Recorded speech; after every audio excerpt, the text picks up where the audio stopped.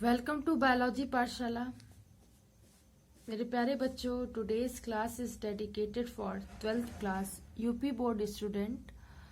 और आज की पाठशाला में हम बात करेंगे micros important in the agriculture field. Okay, so कृषि के क्षेत्र में जो माइक्रोब्स हैं, क्या उनकी इम्पोर्टेंस है, उसकी बात करेंगे। लेकिन पाठशाला को स्टार्ट करने से पहले हम बच्चों को मोटिवेशन मैसेज देते हैं। मेरा मानना है कि लाइफ में जो मोटिवेशन मैसेज होता है वो एक रेमेडी की तरीके काम करता है। और आज का मोटिवेशन मैसेज कुछ इस तरीके से है कि बेटा, प्रैक्टिस, अभ्यास, मेहनत, इन सब के एक तरीके से देखा जाए तो एक ही रूप होता है कि हमें ईमानदारी से क्या करना चाहिए, अपनी डेडिकेशन से काम करना चाहिए, स्टडी करना चाहिए और हमेशा प्रयास करते रहना चाहिए और आगे बढ़ते रहना चाहिए। और इसलिए मेरे प्यारे बच्चों, आप हमेशा निरंतर प्रयास करिए और हमेशा ऊंचाइयों तक पहुंचिए। अगर आज की पाठशाला की बात करें तो आज की पाठशाला का टॉपिक है, ये क्वेश्चन के फॉर्म में आपसे पूछा जा सकता है, what is microbes as the bio fertiliser in agriculture, या importance of the microbes in a field of agriculture. कृषि के क्षेत्र में माइक्रोब्स का क्या महत्व है, या जैव उर्वरक के रूप में कृषि के क्षेत्र में माइक्रोब्स का क्या यूज होता है, तो ये हम समझेंगे। So microbes as a bio fertiliser, microbes जो होते हैं as a bio fertiliser use होते हैं। इसकी पूरी बात को समझने के लिए हम सबसे पहले इसकी हेडिंग से समझेंगे, that is a bio fertilisation. देखिए, बायो फर्टिलाइजर क्या होते हैं? तो बायो फर्टिलाइजर या जैव उर्वरक वह जीव होते हैं जिनमें मृदा की क्वालिटी और क्वांटिटी, मतलब मृदा की, सॉयल की पोषक गुणवत्ता में वृद्धि होती है। ठीक है, ये जीवाणु हो सकते हैं बेटा, ये कवक हो सकते हैं, ठीक, नील हरित शैवाल हो सकते हैं, ठीक, लेग्यूमिनस प्लांट की जड़ों में, ठीक है, राइजोबियम पाए जाते हैं, ठीक है, आपने पढ़ा होगा, ठीक। उसमें क्या होते हैं, लेग हीमोग्लोबिन होते हैं, नोड्यूल्स होते हैं। तो बेसिकली लेग्यूमिनस प्लांट की ग्रंथियों में राइजोबियम जीवाणुओं का क्या होता है, सिम्बायोसिस रिलेशनशिप होता है, सहजीवी संबंध होता है। ठीक है, और बेसिकली ये क्या करते हैं, ये वायुमंडल की नाइट्रोजन को स्थिरीकरण कर देते हैं, फिक्स कर देते हैं और कार्बनिक पदार्थों को परिवर्तित कर देते हैं। They help in a nitrogen fixation.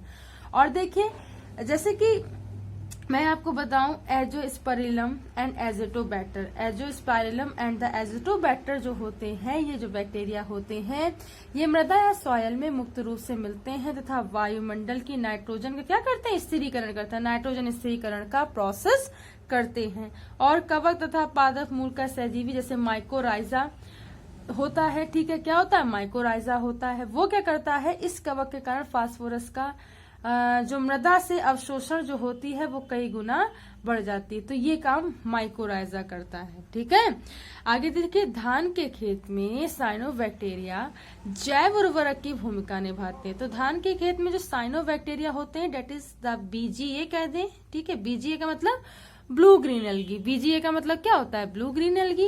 तो ब्लू ग्रीन एल्गी या साइनोबैक्टीरिया जो होते हैं जैव उर्वरक में क्या मतलब बायो फर्टिलाइजर में क्या करते हैं, भूमिका निभाते हैं, ठीक, जिससे मृदा की फर्टिलिटी जो हो जाती है, बढ़ जाती है। जैसे एनाबिना हो गया, नॉन स्टॉक हो गया, ऑसिलेटोरिया हो गया, ये सब क्या करते हैं, नाइट्रोजन फिक्सेशन का प्रोसेस करते हैं। तो मैं अपने इंटर कॉलेज में ये सब्जेक्ट टॉपिक बेसिकली पढ़ा रही हूँ कुछ क्लासेस में, तो जो देख रहे होंगे उनको समझ में आ रहा होगा। चलिए आगे बात करते हैं। अच्छा, एक और पॉइंट है कि साइकस की कैलोराइड रूट्स में क्या होता है, जो ब्लू ग्रीन एल्गी होते हैं उसका एक क्या होता है, एल्गल जोन होता है, जो नाइट्रोजन स्थिरीकरण का कार्य करता है। ठीक है, तो साइकस की जो क्लोराइड रूट्स होती है उसमें क्या होता है कि बेसिकली जो बीजीए होते हैं वो एल्गल जोन बनाते हैं, ठीक, जो नाइट्रोजन के फिक्सेशन में क्या करते हैं, हेल्प करते हैं। अब बेटा मेरे, आपको ये सवाल समझा है कि microbes for the increasing the soil fertility, कैसे ये भूमि की उर्वरक क्षमता को बढ़ाते हैं। तो देखिए, इसके कुछ फैक्टर होते हैं कि देखिए कैसे, जैसे भूमि से पौधों के निरंतर नाइट्रोजन वाले पदार्थ, ठीक है, और उपलब्ध कराने में सहयोग देने वाले जीवाणुओं को बेसिकली 3 वर्गों में वर्गीकृत किया गया है बेटा जी। और वो जो 3 वर्ग हैं डेट इज द एमिनोफाइंग बैक्टीरिया, ठीक है, ठीक, एमिनोफाइंग बैक्टीरिया हो गया, ठीक। उसके बाद अगर हम बात करें डिके एंड डेड मटेरियल्स हो गए, ठीक है, और बेसिकली सल्फर बैक्टीरिया। तो ये कुछ 3 होते हैं, ठीक। अगर हम एमिनोफाइंग बैक्टीरिया की बात करें तो बेसिकली ये क्या होते हैं, जीवाणु भूमि में उपस्थित प्रोटीन युक्त पदार्थों यानी कि प्रोटीनियस सब्सटेंसेस को क्या करते हैं, अमोनिया में मुक्त करते हैं, ठीक। मुक्त अमोनिया जो होती है वो बेसिकली वाटर और CO2 से मिलकर के अमोनियम के कार्बोनेट्स बनाती है। क्या बनाती है, अमोनियम के बेटा मेरे कार्बोनेट्स बनाती है। जैसे कि कुछ फसलें, जैसे कि सेरल की क्रॉप्स हो गई, ठीक, अमोनियम यौगिकों का नाइट्रोजन के स्रोत के रूप में क्या करती है, प्रयोग करती हैं, ठीक है। बेसिकली ये जो प्रोसेस होता है, ठीक है, इस बुक में नहीं भी लिखा हो तब भी हम बताते हैं, that is process is known as ammonification. That process is known as ammonification, ठीक है। तो ध्यान रखना, नाइट्रिफिकेशन का एक पार्ट है अमोनोफिकेशन। और बेसिकली डेट इज द किसके द्वारा होता है, डेट इज द बैसिलस, ठीक है, माइकोइडस, बैसिलस, रैमोसमस आदि क्या होते हैं, अमोनिफिकेशन बैक्टीरिया होते हैं। आगे देखिए, चलिए अगर हम आगे की बात करें तो देखिए नाइट्रोजन फिक्सेशन के प्रोसेस में क्या होता है कि कुछ जो बेसिकली जो नाइट्रोजन फिक्सेशन का प्रोसेस होता है, ठीक है, पहले थोड़ा समझ लेते हैं। ये जो नाइट्रोजन फिक्सेशन प्रोसेस होता है, वायुमंडल में उपस्थित जो N2 है इससे डायरेक्ट जो होते हैं वो प्लांट क्या होते हैं, ग्रहण नहीं कर पाते हैं।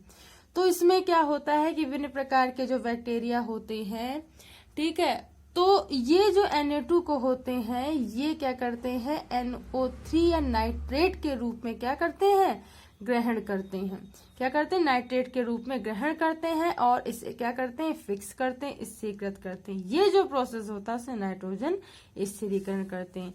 देखिए क्या होता है कि कुछ जीवाणु वायु में उपस्थित नाइट्रोजन को नाइट्रोजन के यौगिकों में बदल देते हैं, ठीक है।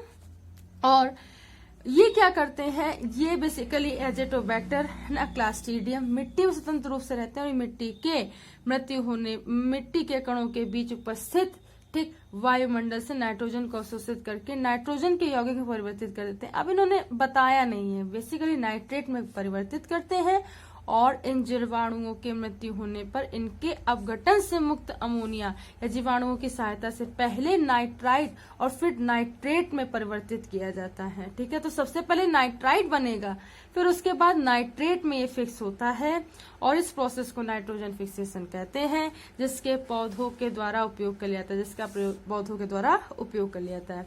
अब देखिए लेग्यूमिनेसी, देखिए लेग्यूम्स के जितने भी लेग्यूमिनेसी प्लांट है, जो जैसे कि वी कैन से डेट चना हो गया, ठीक है, देखिए लिखा भी है यहाँ पे, देखिए चना और मटर की जड़ों में ग्रंथियों जो नोड्यूल्स में मिलते हैं, अभी मैंने देखी नोड्यूल्स की बात की थी।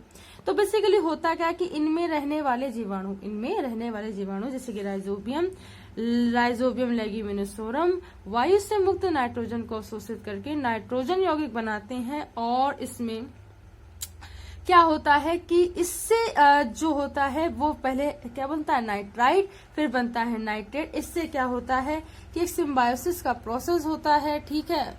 तो इस सिम्बायोसिस के प्रोसेस से, ठीक है, बैक्टीरिया जो होते हैं नाइट्रोजन को क्या करते हैं, नाइट्रेट में फिक्स करते हैं और इन बैक्टीरिया को फूड मटेरियल मिलता है। तो एक सिम्बायोसिस का प्रोसेस मेंटेन करते हैं और इससे क्या होता है, भूमि की फर्टिलिटी डेट इज द उर्वरक क्षमता बढ़ती है।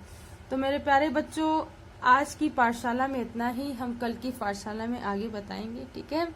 आज मेरी कुछ तबीयत ठीक नहीं है तो मैं कोशिश करूंगी कि कल आपको और अच्छे से समझा पाऊं, बता पाऊं। अगर आज की पाठशाला आपको समझ में आई हो मेरे प्यारे बच्चों, इसे ज्यादा से ज्यादा बच्चों तक पहुंचाइए, शेयर कीजिए। अगर आपको आपके सब्जेक्ट में, ठीक है, कोई भी दुविधा है, कोई भी डाउट है तो आप इसे बता सकते हैं। Thanks to all student to watch this Pathshala. Thanks to all again.